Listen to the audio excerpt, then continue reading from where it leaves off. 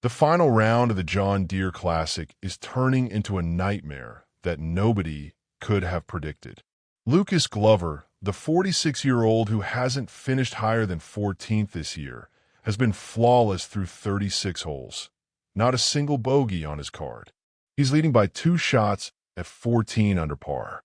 But the chaos is only just beginning. Storms are forecast throughout the day.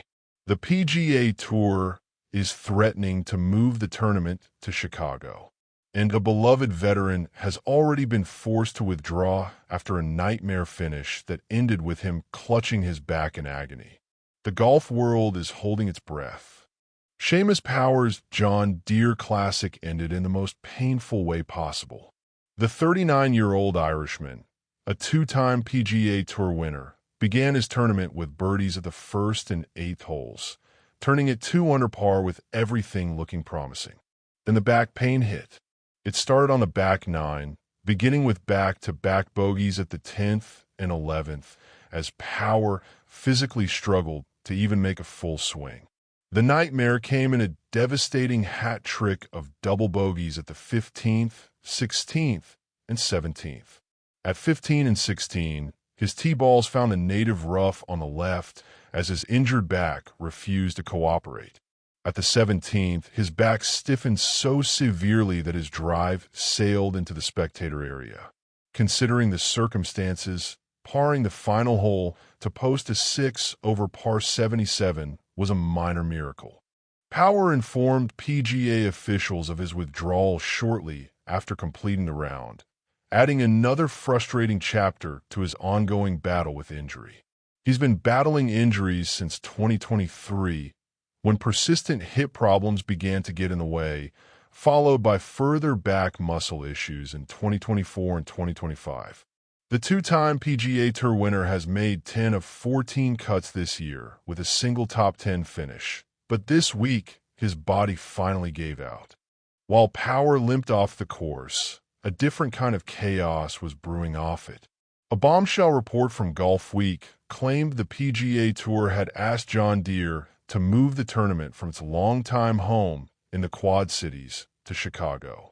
Multiple sources told the publication the tour was presenting scenarios to sponsors to determine if they would be track 1 and attract the top players competing for $20 million purses, or track 2 with smaller purses, Golf Channel coverage, and none of the top players. The reaction was immediate and furious. Tournament director Andrew Lehman called the report fake and told News 8 that the tour has not asked the host organization or John Deere to move the tournament from TPC Deere Run. I can't see a scenario or world where the John Deere Classic is being played outside of the Quad Cities area, Lehman declared. John Deere itself issued a statement. We have not had any formal conversations with the PGA Tour regarding the future of the John Deere Classic, nor have they asked about our interest in relocating the event. The tournament has been a staple of the Quad Cities since 1971, generating more than $70 million in economic impact each year. John Deere signed a multi-year extension to continue as the title sponsor through 2030.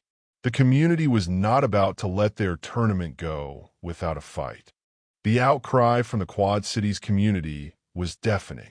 One longtime supporter sent a text to the reporter who broke the story, saying, "If the Deere gets moved to Chicago, I riot."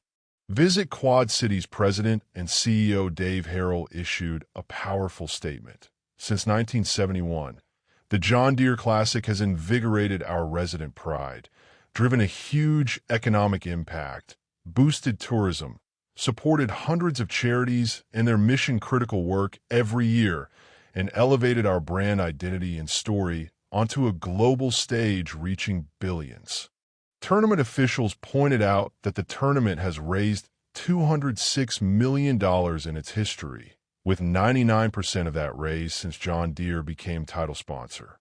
Lehman emphasized the deep connection. There's so many things that tie this tournament to this community, the longevity, 54 plus years being played here in the Quad Cities. This property right here, John Deere donated the land for this.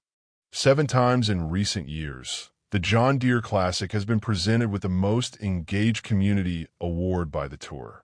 The community wasn't going to let their tournament be taken away without a fight. As if the injury drama and relocation rumors weren't enough, Mother Nature decided to join the chaos.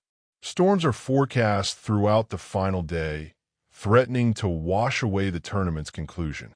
TPC Deere Run, one of the easiest courses the Tour visits with a scoring average of 69.436 last year, is about to become a battlefield. The 7,327-yard par 71 course has already undergone a significant change this year. The famous Hewitt tree that once stood watch in the center of the fairway of the par 4 fourth hole was removed in April due to irreversible decay. 2 new fairway bunkers join a repositioned third, and a new tournament tee stretches the hole to 492 yards, an increase of 38 yards. The entire field now faces a carry of a wind, unaided 340 yards over all 3 bunkers. Lucas Glover, the 46-year-old 6-time PGA Tour winner, has been flawless through 36 holes. He kept another clean card by holing a 12-foot par putt on his final hole for a 6 under 65 to take a 2-shot lead at 14 under par. Not a single bogey on his card. The former U.S. Open winner hasn't finished higher than 14th this year, but he does have a John Deere title in his belt and tied for 5th year last year. But the pressure is mounting. The leaders, Lee Hodges at 12 under, Zach Blair at 11 under, and a group at 10 under including Jackson Suber, David Lipsky, Rio Hizitsun, and Troy Merritt, are all within striking distance. With storms forecast and the tournament's future uncertain, Glover will need to hold his nerve like never before. The John Deere Classic finds itself at a crossroads. The 55th edition of the tournament is being played as the nation celebrates its 250th birthday. The tournament has survived for more than 5 decades, built by multitudes of community-minded people from across the Quad Cities region. But now, the PGA Tour's new 2-tier system threatens to relegate it to second-class status. Tour CEO Brian Rolap has said the Tour wants Track 1 events in big markets, but also said the Tour will have space for the likes of the Quad Cities and St. Simon's Island. The JDC knows what it is, and it's comfortable being the best version of a Track 2, still welcoming 144 players, still featuring the local high school's pork chop sandwich stand, still offering White Ease ice cream, and still allowing players to bring their families to the Big Dig and hop on John Deere's latest toys. The chaos at the John Deere Classic is a microcosm of the larger battle facing professional golf. The injury, the relocation rumors, the weather, the uncertain future, it all points to a sport in transition. The final question remains, can the John Deere Classic survive the chaos and remain rooted where it's always been? Or will it become another casualty of the PGA Tour's relentless pursuit of bigger markets and bigger money?